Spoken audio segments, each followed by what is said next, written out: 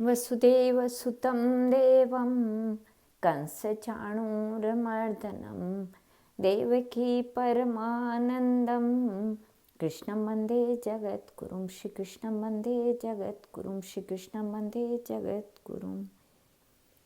भक्तराज नरसिंह राम का जीवन एकांत भजन में बीतने लगा। साधु संतों के अखाड़े में जाना, सत्संग करना, भजन गाना, यही उनके नित्य का कार्य था। यदि कोई भगवत भक्त उनको अपने घर भजन करने का आमंत्रण दे जाता तो वह बड़े उल्लास के साथ रात भर उसके घर जाकर भजन करते रहते। इसके अतिरिक्त उनके घर पर सदा साधु संतों का जमघट लगा रहता।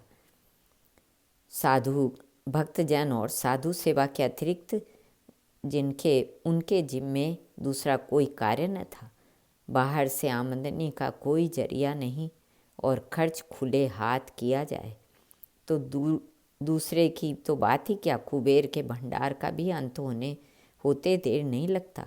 यही कारण था कि नरसिंह जी को जो द्रव्य और अन्न आदि सामग्री अक्रूर जी दे गए थे वह सब 3 वर्ष की जगह 6 महीने में साफ हो गई। यहाँ तक नौबत आ गई कि घर की एक एक चीज़ बेचकर भगवान का भोग लगाया जाता और साधु संतों को संतुष्ट करने की चेष्टा की जाती। परंतु यह अवस्था भी कब तक चलती। थोड़े दिनों में ही जो इन्हीं गिनी एक परिवार के काम के योग्य चीज़ें थी वे सब प्राय समाप्त हो गई। बस जैसे चलता था वैसे ही चलता था और वह अपने नित्य के भजन कीर्तन में मस्त थे। उन्हीं दिनों एक नई आफत उनके सिर पर आ गई।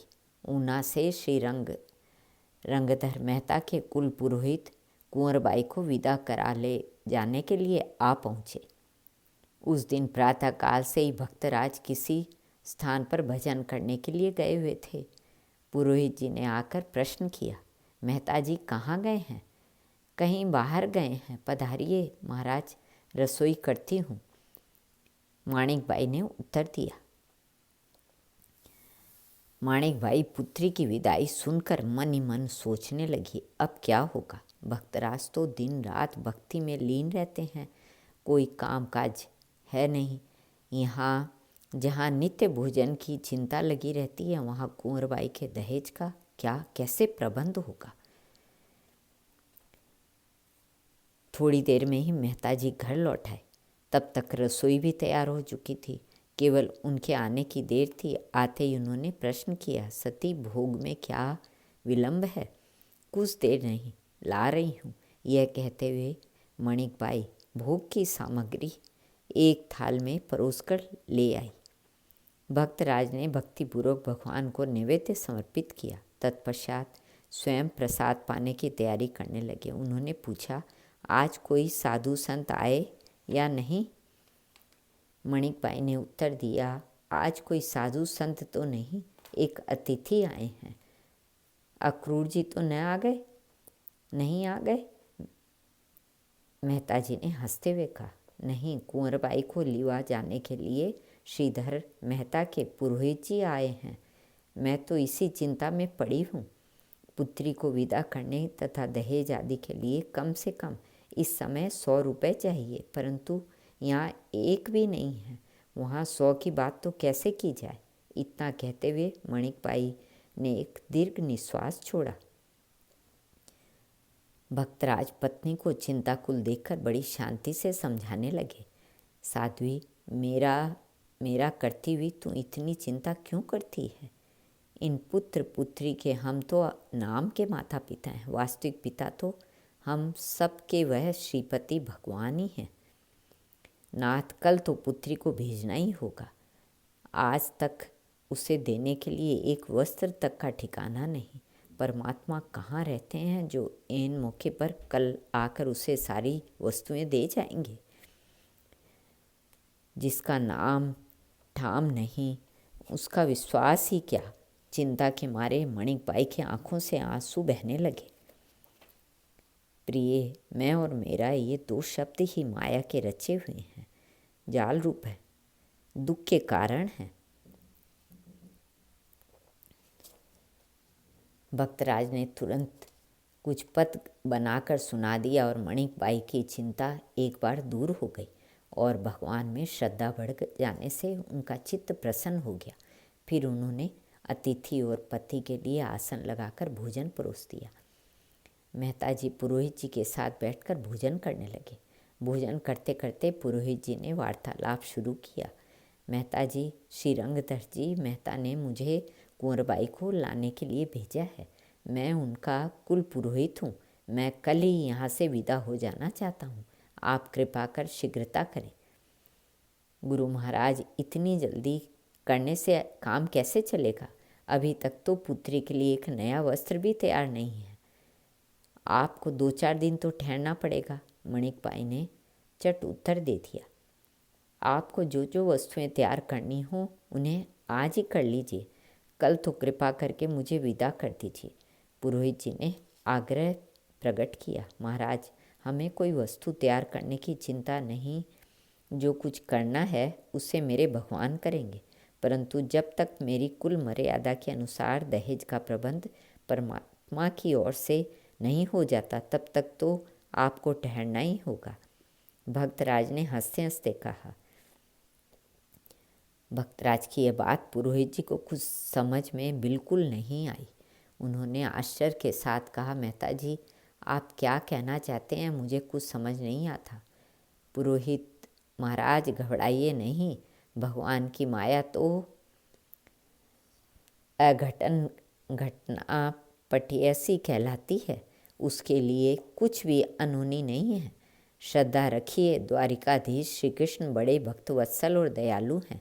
जो कुछ करेंगे अच्छा ही करेंगे।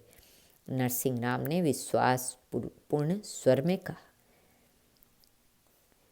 2-3 दिन पुरोहित जी चुपचाप पड़े रहे, परंतु उन्होंने फिर भी कोई विशेष तैयारी नहीं देखी।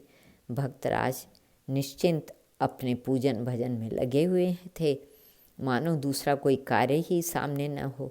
अंत में पुरोहित जी ने झुंझला कर कहा, मेहता जी, आज 3-4 दिन मुझे आपके घर बैठे हुए हो गए, परंतु आप तो बिल्कुल निश्चिंत होकर भजन पूजन में लगे हैं। मैं अब अधिक दिन नहीं ठहर सकता। दहेज का प्रबंध हो जाए तो कल कुंवरबाई को लेकर मैं अवश्य विदा हो जाऊंगा। पुरोहित जी ठीक ही कह रहे हैं। पीछे आप सुखपूर्वक भजन करते रहिएगा। पुत्री के लिए आज ही वस्त्र आदि दहेज की पूरी तैयारी करा दीजिए। माणिकबाई ने कहा, अच्छा, जब तुम्हारी भी ऐसी इच्छा है तो आज अपने नाथ का आवाहन करूँगा। देखें उसकी कैसी कृपा होती है। संध्या समय भक्तराज कृष्ण मंदिर में पहुँच गए और हाथ में करताल लेकर भगवान के भजन में दत्तचित्त हो गए। मणिकबाई तथा श्यामल दास भी आकर शामिल हो गए। श्यामल दास मृदंग बजा रहे थे। पुरोहित जी अलग अपने आसन पर पड़े पड़े सोचने लगे, ये सब क्या पागलपन कर रहे हैं? ऐसे उछल कूदने से, क्या चिल्लाने से क्या भगवान आ जाएंगे? यदि इस प्रकार भगवान का साक्षात्कार हो जाए तो सारा संसार ही भगवान को अपने वश में कर ले। खैर, इससे मुझे क्या, मैं तो कल अवश्य जाऊंगा, चाहे भगवान प्रकट होकर दहेज पहुंचा जाए या न पहुंचाए। पुरोहित जी इस उधेड़ बुन में पड़े हुए थे कि अकस्मात उनके कानों में बोलो भगवान श्री कृष्ण चंद्र की जय की आवाज़ आ पड़ी। वह झट खड़े हो गए और जैसे बटन दबाते ही मशीन चल पड़ती है वैसे ही एकाएक मंदिर की ओर दौड़ पड़े। वहाँ जाकर क्या देखते हैं कि साक्षात भगवान श्री कृष्णचंद्र हार, कंकण, साड़ियाँ आदि दहेज की अनेक वस्तुएं दे रहे हैं और स्वयं श्री लक्ष्मी जी सभी चीज़ें अपने हाथों कुंवरबाई को पहना रही हैं। भक्तराज तथा मणिकबाई तो दोनों और हाथ जोड़े खड़े हैं और श्यामल दास भगवान के चरणों में साष्टांग दंडवत पड़ा हुआ है। वह अंत तक इस दृश्य को विचित्रवत देखते रहे। नरसिंह राम को सकुटुंब निश्चिंत और प्रसन्न करके तथा कुंवरबाई को वस्त्राभूषण आदि दहेज की वस्तुओं से संतुष्ट करके भगवान लक्ष्मी जी के साथ अंतर्हित हो गए।